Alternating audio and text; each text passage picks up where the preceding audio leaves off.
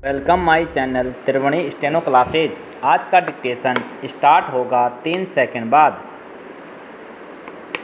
Start. आइए आज हम अपने विचारों को उस दिन तक ले जाएं जब हमने गणराज्य की घोषणा की थी। अपनी विकास की योजनाओं के संबंध में हमने वास्तव में काफ़ी प्रगति की है, परंतु क्या हम भारत के सब नागरिकों को दरिद्रता, अभाव तथा कष्ट से मुक्त करा पाए हैं? प्रकृति की शक्तियों को अपने अधीन करने और जनता के कल्याण के लिए उन्हें नियंत्रण में लाने की दिशा में भी हम आगे बढ़े हैं, किंतु हम यह नहीं भूल सकते कि कुछ महीने ही हुए हमें भारत के उत्तर पूर्वी प्रदेशों में भयानक बाढ़ का सामना करना पड़ा था, जिसके कारण यातायात के साधन छिन्न भिन्न हो गए और वहाँ की जनता को भारी हानि उठानी पड़ी।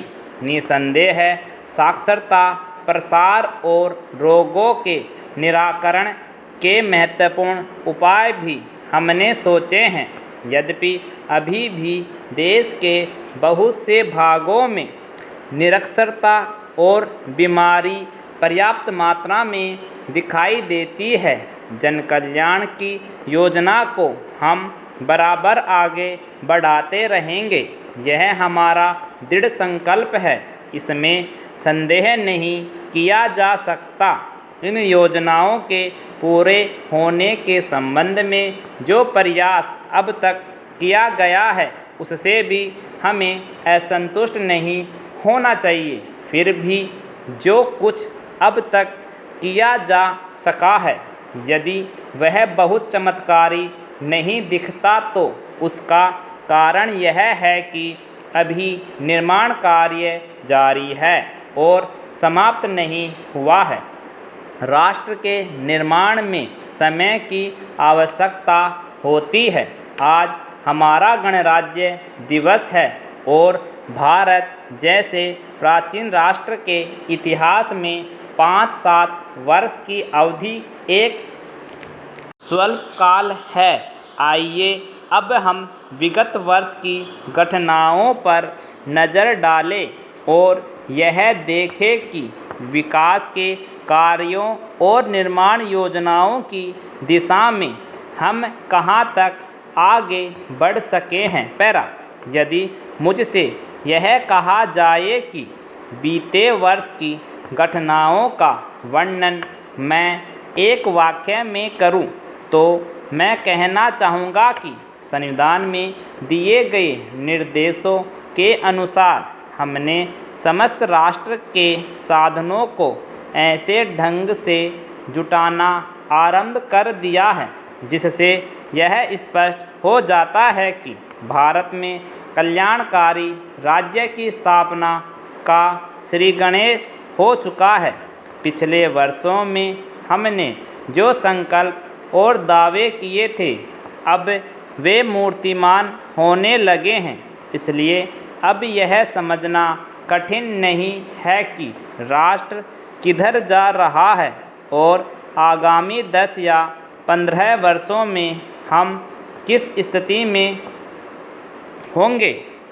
महान नदी घाटी योजनाओं पर कार्य बराबर जारी है। इनमें से एक योजना बाखड़ा नांगल योजना से बहुमूल्य पानी और बिजली पंजाब, पेपसू तथा राजस्थान के भागों को मिलने भी लग गई है। दामोदर घाटी योजना से कुछ समय हुआ बिजली प्राप्त होने लगी थी और हीराकुंड, चंबल तथा दूसरी महान योजनाओं की भांति यह योजना भी यथेष्ट रूप से आगे बढ़ रही है। बाखड़ा नांगल योजना का प्रथम चरण समाप्त होने से अब यह स्पष्ट है कि इन महान योजनाओं के द्वारा देश में कितने महत्वपूर्ण परिवर्तन हो जाएंगे। पैरा। महोदय, कोसी नदी, जिसे शोक और दुख का सूचक माना जाता है, इस वर्ष फिर अपने प्रकोप से महान हानि का कारण बनी। अब इस नदी पर काबू पाने और इसकी उपद्रवी लीला समाप्त करने के लिए भी योजना तैयार हो गई है। इस योजना की रूपरेखा तैयार हो चुकी है और निर्माण का काम हाथ में लिया जा चुका है। आशा है इस योजना के निर्माण से बड़े पैमाने पर जनसाधारण को सेवाएं उपलब्ध होंगी। जब यह नया परीक्षण सफल होगा तो महान योजनाओं के निर्माण में और भारत की महान जनशक्ति के उपयोग के संबंध में हमारी जानकारी और अनुभव में महत्वपूर्ण वृद्धि होगी। औद्योगिकरण के क्षेत्र में उन्नति, उत्पादन में और अधिक वृद्धि और भारत की प्रति व्यक्ति आय में वृद्धि विचाराधीन वर्ष की कुछ महत्वपूर्ण बातें हैं। औद्योगिकरण के साथ ही रोजगार के क्षेत्र को विस्तृत करने के प्रयत्न भी बराबर जारी हैं। कुटीर उद्योगों और घरेलू धंधों को प्रोत्साहन देकर औद्योगिकरण और रोजगार में समुचित संतुलन स्थापित करने का प्रयास किया जा रहा है। यह बात सभी स्वीकार करते हैं कि यदि भारत के जनसाधारण को उदासीनता और हार मानने की भावना से मुक्त करना है तो बढ़ती हुई बेरोजगारी को दूर करने का उपाय करना होगा। इस दिशा में घरेलू उद्योग धंधे बहुत से लोगों को आंशिक या पूर्ण उपयोगी काम देकर इस समस्या का बहुत कुछ समाधान कर सकते हैं। इसीलिए पंचवर्षीय योजनाओं में पुराने घरेलू उद्योगों को पुनर्जीवित करने और चालू कुटीर उद्योगों को प्रोत्साहन देने की व्यवस्था की जा रही है। पैरा। विदेशी मामलों के क्षेत्र में हमारी सफलता और भी अधिक है। हमारी नीति, जिसे मैं सक्रिय और सोउद्देश्य तटस्थता की नीति कहना चाहूँगा, वास्तविक व्यवहार में किसी भी देश अथवा यहाँ के लोगों को अपना शत्रु न समझने की नीति है। इस नीति के फलस्वरूप हमें विश्व शांति के पक्ष की कुछ सेवा करने का अवसर मिला है। हम प्रसन्न और आभारी हैं कि संसार के राष्ट्रों में भारत का स्थान इतना ऊंचा है। इंडोचीन निरीक्षण और नियंत्रण अंतर्राष्ट्रीय आयोग की अध्यक्षता हमने स्वेच्छा से स्वीकार की है और हमारे नागरिक यथासाध्य उस देश में शांतिपूर्ण निर्वाचन संबंधी समस्याओं का सामना कर रहे हैं। हम सभी राष्ट्रीय अथवा अंतर्राष्ट्रीय समस्याओं का निपटारा शांतिपूर्ण ढंग से चाहते हैं।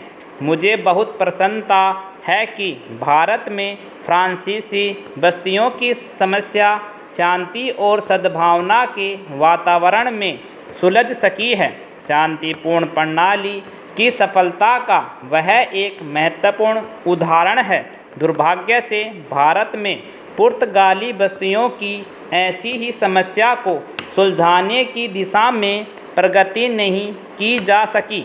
मैं आशा करता हूं कि पुर्तगाल इन बस्तियों में रहने वाले लोगों के स्वाधीनता के अधिकार को स्वीकार करेगा और फ्रांस और ब्रिटेन की सरकारों का अनुसरण करेगा। जैसे ही यह वर्ष समाप्त हो रहा है, हम अपने सबसे निकट के पड़ोसी पाकिस्तान के साथ अपने संबंधों में अपने सुखद परिवर्तन देखते हैं। पाकिस्तान के लिए हमारे हृदय में सदैव से पूर्ण सद्भावना और शुभकामनाएं हैं। कंप्लीट।